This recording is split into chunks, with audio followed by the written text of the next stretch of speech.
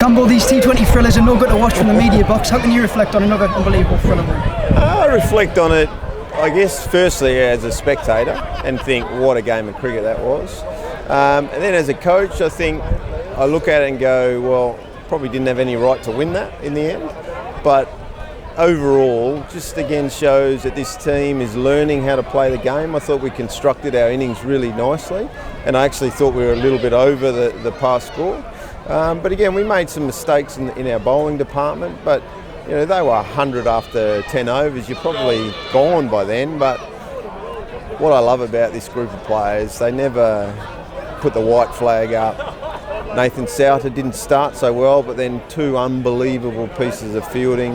Ben Dwarshuis did two really tough overs in the power play for us, and then came back and bowled two unbelievable overs at the end. And you know, there was little things, you know, the Alex Lees catch when Driz had gone for boundaries off his first couple of balls in the power play, and to get Milan out, it's a massive wicket. So there was a lot of individual brilliance in that win, but collectively, and I know I've just rattled on a bit, but I couldn't be more proud of this group. At half-time, what did you say after we posted 170? I thought we were above par. I thought that, you know, we had to get the balance right between the pace on, pace off for the medium paces and the quicks, and then the spinners had to find the right length. I thought it was, you know, it just set up a little bit if you were a fraction short, and, you know, in the end of the day, Yorkshire batted those first 10 overs unbelievably well. It's kind of, you're thinking, gee, where do we go here? But like I say, at this ground, if you can just get a couple of wickets, you never feel quite out of the contest if you're defending, and you know, we pride ourselves on being a very good defending team. Word on the boundaries? Brought them in. What was the idea behind that? Well, I don't know. Everyone keeps talking about it, but you know, they were this size last game for Lancashire, and you know, the facts are people can say things about our ground, but you know, we've made the quarterfinals twice in 20 years. So, you know, I'm just not going to sit here and go, oh, let's do the same old thing every time. I want to try different stuff. And, you know, it's not like they're tiny. It's still 63 or 64 metres, which is actually bigger than most grounds that you play on. So I'm just here to give confidence to players to go, you know what, if you want to clear the ropes, go for it. Play with freedom. And I think there's a belief in that. And I think, and I'll add to that, is that, you know, the wicket that Vic has produced in his last two games has been absolutely outstanding. So there's more confidence growing. Like I say, are we the finished product in T20? No.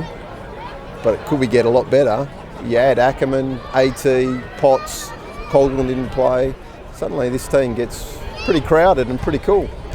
Well done, Benny Dwarshuis. Obviously he hasn't played the last couple of games. Nice for him to come in and go well at the end there and get them over the line. Mate, a pure professional, and that's why we want the guy around. That's why we signed him in the first place, because, you know, very easily you could just spit your chewy out and think, oh, you know, I've come to be the overseas professional.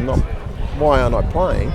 But he's not been like that. He's been unbelievable around the group. He's worked hard, he's trained hard, and he was ready to go. And you know, AT did his ankle at training, and that was the perfect scenario. And you know, like I say, we have three overseas professionals here at the moment.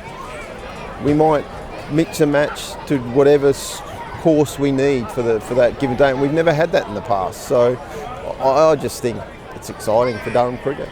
Nathan Souter, that guy, how good is he? He's never out of it, is he? Probably didn't bowl as well as he would have liked to start with, like I said, but you know, that caught and bowl, that's easily one that he could just let someone else go for it, but he took responsibility, he charged back, took it brilliantly.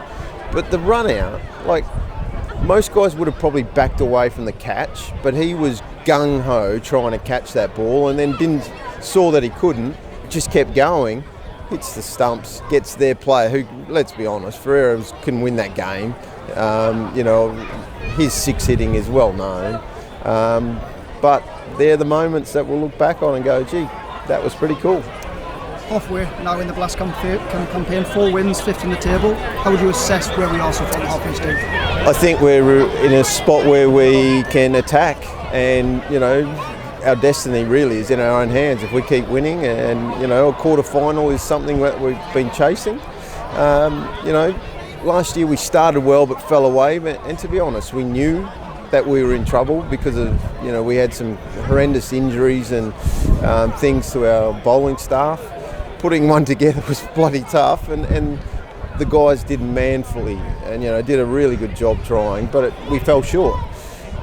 This year you got a feeling that our bowling staff is going to be fit and healthy. Touch wood. Where can we go? Who knows, Sammy? But it's going to be fun watching. And tomorrow we're straight back on the road, off to Essex, back with the Red Ball out, County Championship returns. How much are you looking forward to getting back out in the Championship? Yeah, of course. We're again halfway stage of the season. We think that we played okay without being a dominant self from last year. And again, everyone can say, "Oh, well, that was to be expected." But the facts are we haven't played our best cricket yet, and that's to me is exciting. If we can get it right, I think there's a lot of upslope in our 4-day cricket to come, and if blokes are in good form, there's going to be some tough selection calls in this match, and that's the honest truth, because we've got guys coming back from overseas and fitness. So yeah, I can't wait to get down there and see how our guys go. Touched on selection there, just an overview on squad news ahead of that one? Squad news, Colin Ackerman comes back into the squad, who's been missing for probably 2.5-3 weeks with a badly dislocated finger.